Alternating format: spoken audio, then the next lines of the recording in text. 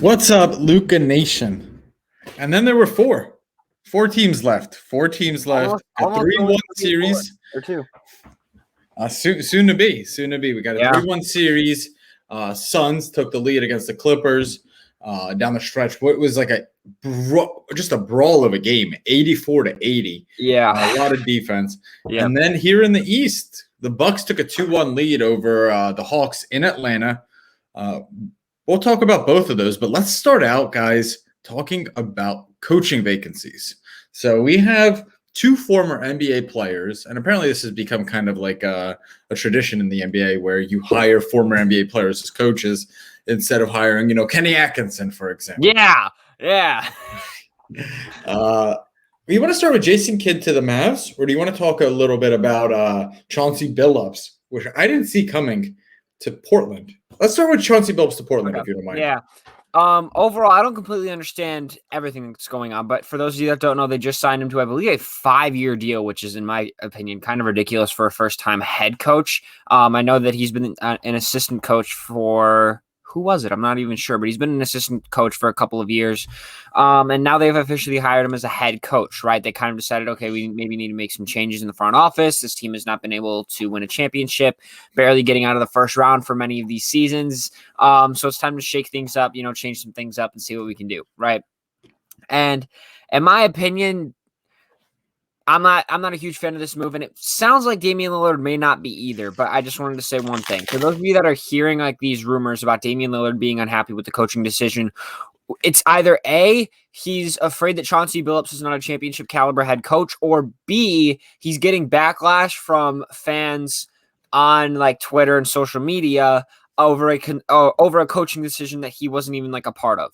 Right. And he's unhappy for that reason. I'm not sure which one it is. It sounds like it could be either. I don't completely understand which one of those it truly is, but it sounds like he's a bit unhappy for one of those reasons. And regardless, having your superstar unhappy is definitely not a good situation, especially because your team has not been able to win for a long time. And there's been many trade rumors over the years for Damian Lillard, and he continues to remain loyal to the franchise, but that could change in an instant, right?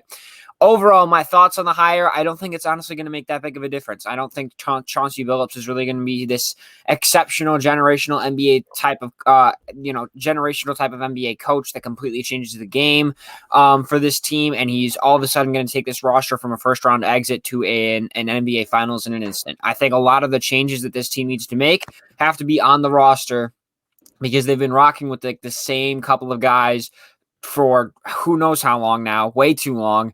And it hasn't gotten them anywhere, right? They haven't continued to make progress, right? CJ and Dame and Yusuf Nurkic when he's been there and, a solid supporting cast without any defense. You got to change some things up. And I think that's what they should be focusing on this offseason, not really the coaching as much. I had to move my chair down because I feel like I'm not talking to the microphone. But continue, or I'm done. There's this interesting trend. I mean, let's take a look at the Chauncey Billups hire for a second. Chauncey's been an assistant coach for the Clippers under Tyronn Lue for less than a full season. He got hired in November, wow. Right before this season started. And now he has, what I could think of is maybe the most sought-after job, but maybe just second after the Mavs. You got to inherit Dame Lillard, who's a leader amongst men, one of the best leaders, bar none. You got Carmelo, a veteran. You got CJ McCollum. This is a good team. This is a team that could be in contention for first, second round, and they're one piece away from really making a run. And here you hire this inexperienced coach. And I also find it interesting that you keep hiring these coaches who are former point guards. Do you think that there's so Chris Paul's going to basically get like $1 billion coaching deal as soon as he's done. Yeah, he's one of the greatest minds, not just on the NBA court, like as far as vision goes, but just like his leadership as well is exceptional. 100% agree. Is that what the hope is? Is that the angle of these owners that they're thinking? He was a point guard.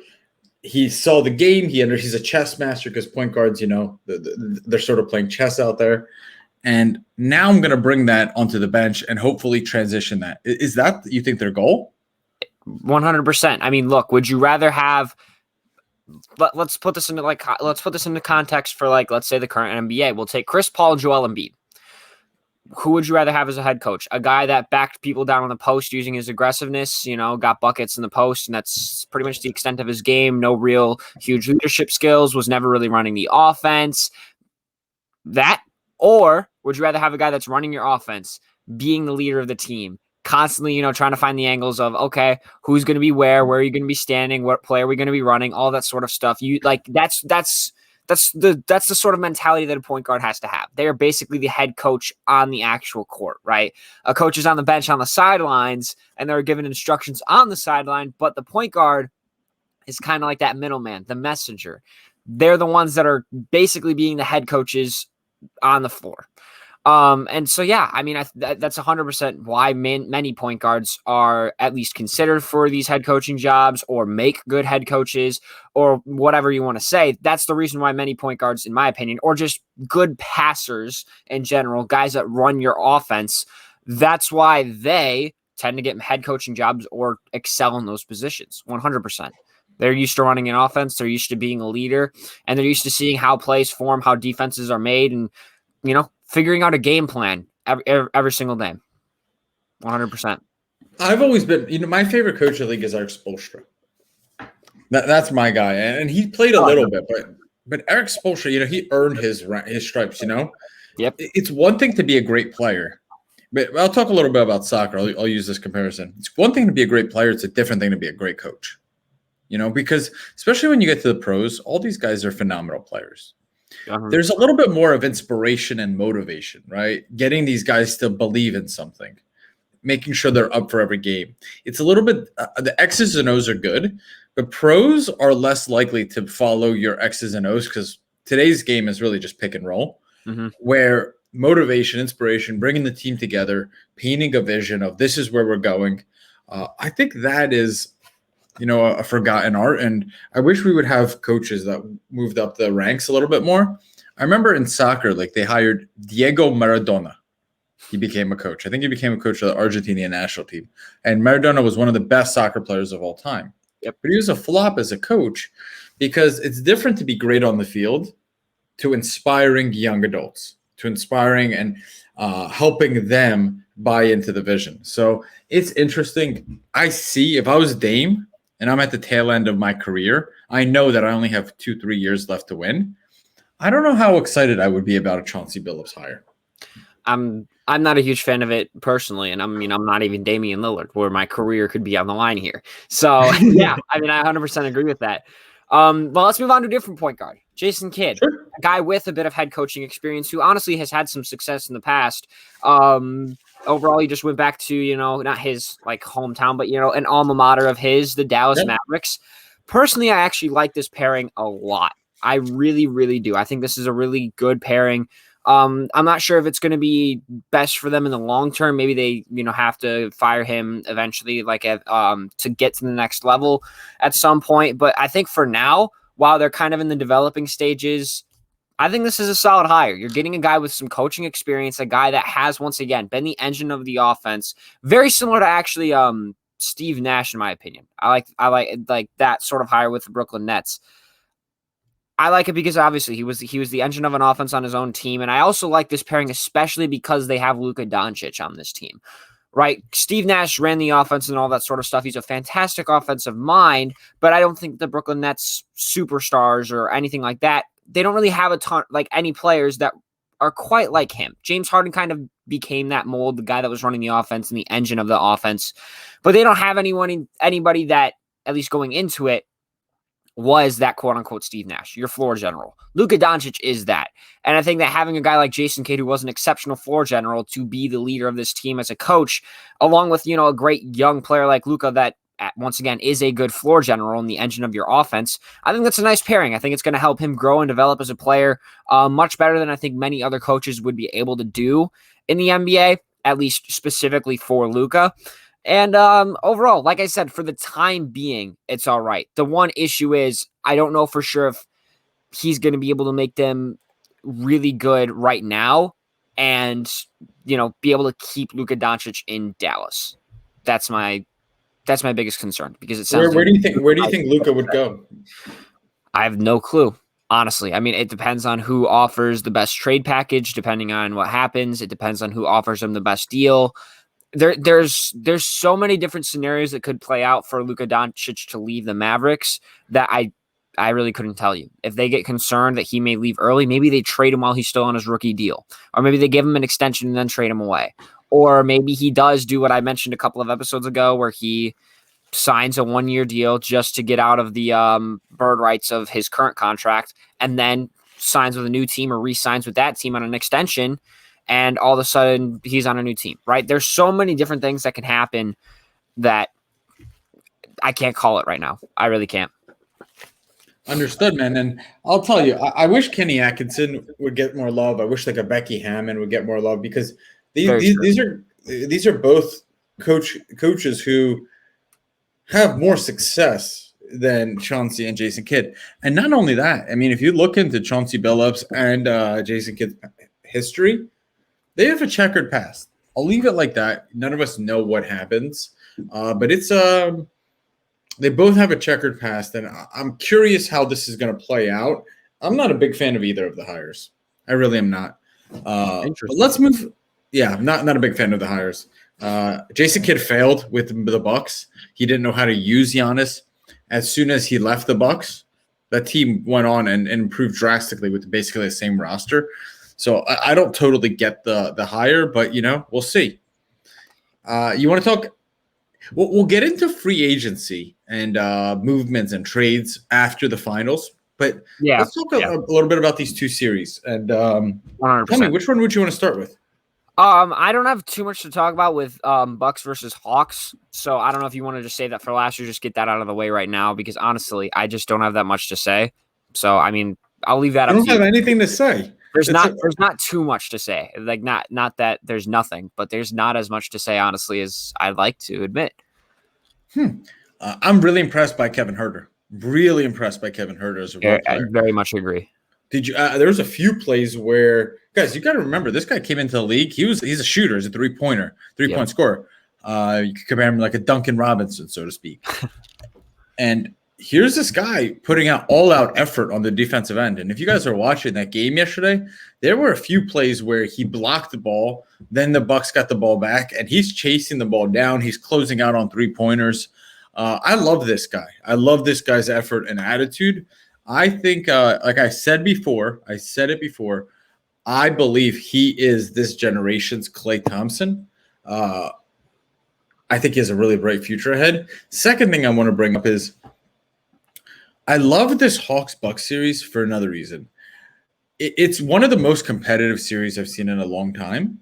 Yet at the same time, Conrad, it's not so physical. They're not arguing. They're not fighting. They're just playing good ball. Have you noticed that as well? That is very true. There's never been really any like major fights. There's never been, hard fouls, dirty plays, anything like that. It's just straight up basketball. Yeah, I understand where you're coming from.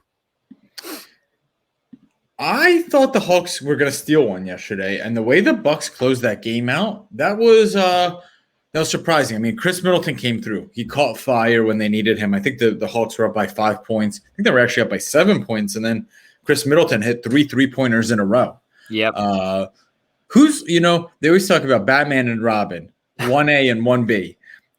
Is Giannis Batman or is Chris Middleton Batman? It's Giannis because he's more consistent, in my opinion. That's what I mean. Like when I say that I don't have much to talk about, it's mainly just because it's everything I've already mentioned already, right? Everything that I've mentioned already the past couple of series is the same stuff, taking place in this series, right? Chris Middleton, if he's consistent, this team can win it all, right? But he just isn't. I mean, he outscored. I don't know if you know this. He outscored the Hawks 20-17 in the fourth quarter on his own. Right. That's the stuff that if we can see something like that or something close to that on a consistent basis, this team is really set up to win in the future. But the issue is he just isn't. Right. So, I mean, I would say, yes, Giannis is definitely a Batman just because he's more consistent on actually both sides of the ball. So, I mean, I'll go with that there. However, in order to close a game, I'd say Chris Middleton because you need more versatile scoring, in my opinion. For a guy that can close a game for you, hit a game-winning shot, get you a bucket in any real position that you need him to. That's Chris Middleton. for this Bucks team specifically. And something else I wanted to mention was just specifically about Kevin Huerter. I love this kid as well. He's a taller guard. I think he's like 6'6", 6'7", or something along those lines. Just a major hustle guy. And that's one of my favorite things. I think we've talked about that before. Defense and hustle, throw it on the side sort of stuff.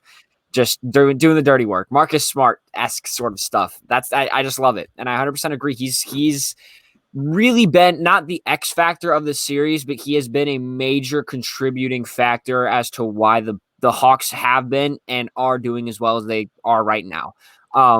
He's been shining in the brightest of moments, and in the most high pressure situations possible. And I mean, without him, and I mean, you can really say that for any player, but without him, the team probably would not be this close to making the finals or winning a championship as they are right now.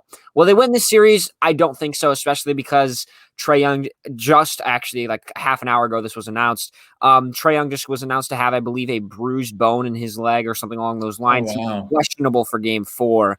And I mean, he's the guy for this Hawks team, right? He's the guy. He is the engine of the offense. He is the offense for this team. So all of a sudden, obviously, their championship hopes are definitely looking a little bit, less bright. But maybe this is going to give Huerter a chance to shine if Trey's not in here for game 4. We'll see. I think. Wow, that's interesting. A bruised bone.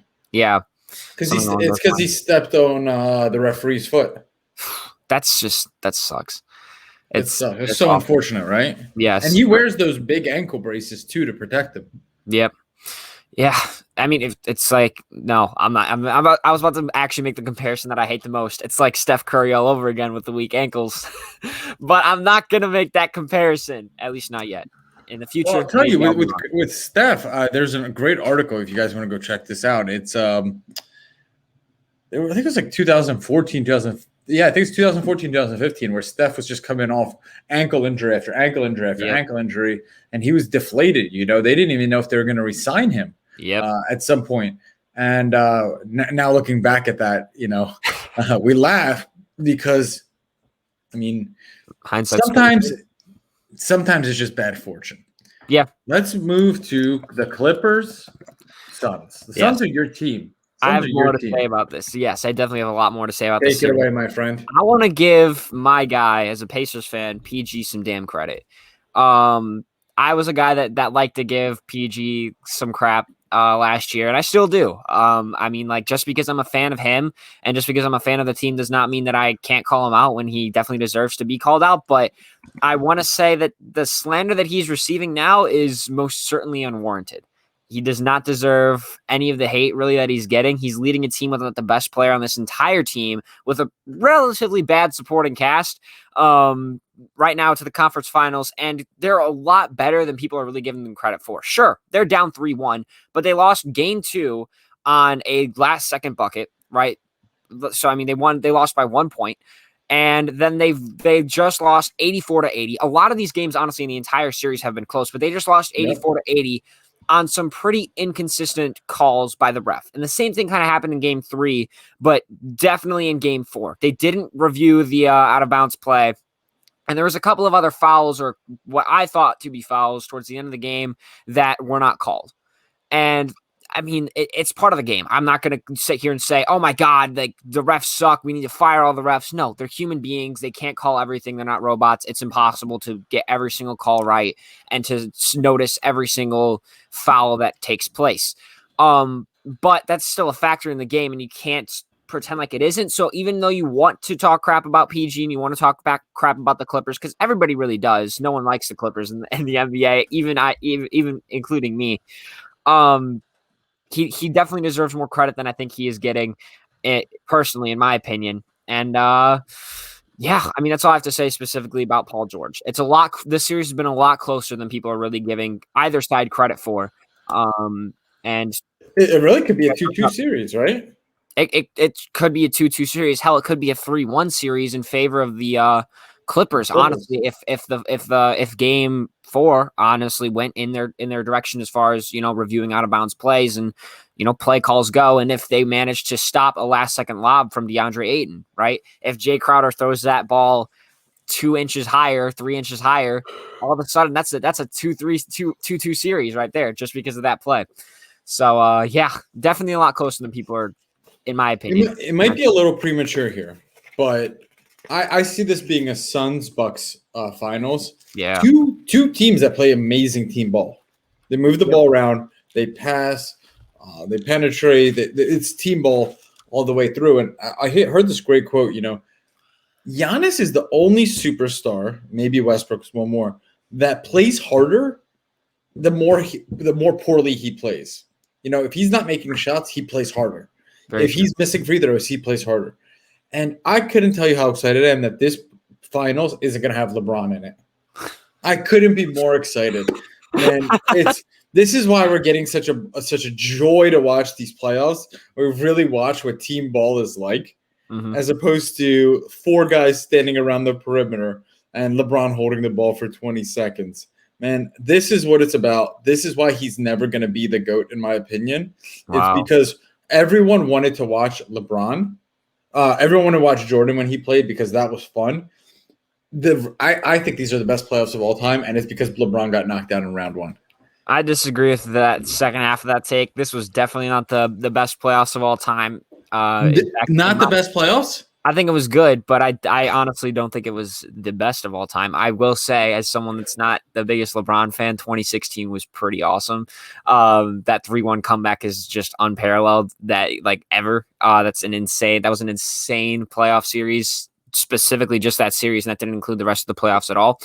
Regardless, I do agree. 2 teams. Well, I think that the Suns play better team ball. I don't really think that the Bucks play exceptional team ball. They're all right, but they definitely, in my opinion, have some room to improve. They've gotten better as the playoffs have gone along, but they're definitely not perfect. They're far from it. Whereas the Suns, in my opinion, are pretty much the closest thing to a perfect team that you can possibly get. Honestly, if it's Suns versus Bucks in the finals, as dominant as Giannis is, I'm probably going to go with the Suns just because I don't really see any flaws in this team. They have it all. I mean, I've gone over this before, so I'm not going to go over it again. They don't have holes. They don't have holes in this team. It's going to be difficult to stop Giannis. That is my one concern. DeAndre Ayton is going to really be their only guy that's going to really give him trouble. And also, actually, I didn't even mention this because you mentioned it might be premature, but I do agree. I'm pretty much predicting Suns versus Bucks for this finals matchup.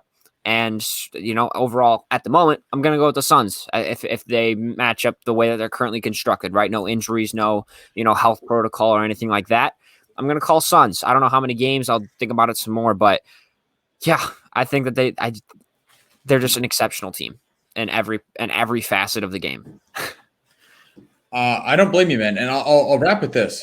Chris Paul said DeAndre Ayton is the best thing that's ever happened to his career. You saw that quote? I thought it was the other way around. DeAndre Ayton said Chris Paul was the best thing to ever happen in his career. Is that right? Did I misread that? I thought that's what it was, but maybe I'm wrong. Let me just I'll double check here. You know what? Oh yeah, Ayton said about Chris Paul. Yeah. You're absolutely right.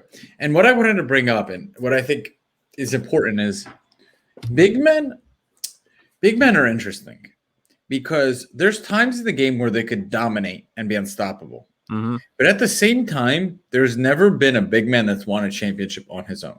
He's always needed a guard. And I think the recipe for success is a humble, the early stages of the NBA. But continue. Yeah, like way back. Yeah. But I'm talking about modern NBA. Yeah, humility is so important for a center. It's so important, and that's one of the things I don't see a lot with Joel Embiid. He's a monster, but I feel like you need a big man that's humble, that plays his role, that knows his role, but he's not trying to be the guy or do everything himself. He is playing his role, and I think he needs to let the guards like Devin Booker and Chris Paul do their thing. It's just something I've noticed. It's a theory. When a big man is humble, the team could win more. Maybe I'm wrong. Maybe I'm right. I'm seeing this theory through, so don't jump in my DMs and hate on me. I actually kind of agree with this in a sense. I'm going to kind of change it up, right? Please. I think that you can't, unless you have like a superstar big and a superstar guard or a borderline superstar at either position, I don't think you can win with like a big man as your number one option, like specifically just like a straight up center with like a pretty bad supporting cast around him. Want to know why? 2 points is worth less than 3. And we are in a heavy 3-point shooting era where teams are knocking down and attempting more threes than they have ever taken before. And when your big man is taking 20 shots and they're all twos, whereas you have the opposing players taking 25 threes and half of them are more go in or whatever it is, that's kind of a rough situation to be in, right? You give up 2 points, but you're scoring 3 every time. And so for every 2-pointer that you knock down, you're allowing 3 or something along those lines. It just comes down to the math. And I think that unless of course your big is someone like, let's say, Karl Anthony Towns that can shoot the 3-ball pretty well, or Nikola Jokic that can shoot the 3-ball pretty well, I think you're definitely going to struggle with just a traditional big man being like the guy for your team. Because of what I just said, 2 points is worth less than 3. But maybe someone proves me wrong. I kind of hope that they do, because I do like just the physical dominance in the paint. That's always awesome to watch. Guys like Joel Embiid, it's pretty exceptional to see. And honestly, kind of DeAndre Ayton right now, because I love what this kid is doing. He's so much being a lot more aggressive, and I pray that he continues to do this in the regular season, because at the beginning of the year, it looked like his career was just going to be a solid big man. But I think that at this point, I think there's potential for him to be like a number 2 option or a number 3 option on a championship contending team consistently. And I'm really happy to see that, mainly because I love the 2018 class so much. And there's so much potential within that class. It's insane. Legitimately has a chance to go down as one of the greatest of all time. That class, for sure. 100%. For sure. Yeah. Conrad, don't let me forget this, okay? Okay. Let's rank that 2018 class in an episode during the season. Man, that's going to be so tough to do. I've seen so many debates about like who's the 3rd best player in that class. It is difficult, but yeah, 100% we got to do that. Who's the best player in the class? I mean, it might be worth having a discussion. You know, has Luka been overtaken by Trey, or is it neck and neck? No, even. No, it's not. It's no. Nah, not even close. It's Luka all day. Luka all day. Maybe we'll get into a bit of a debate when we do that. But I guess you guys will have to wait until the next episode of Scouts. But thank you for tuning into this one. We hope you guys enjoyed it, and we'll be back. What day is it today? Monday. So I think we'll be back Thursday with another episode of Scouts. Thank you guys so much for watching, and we'll see you guys next time.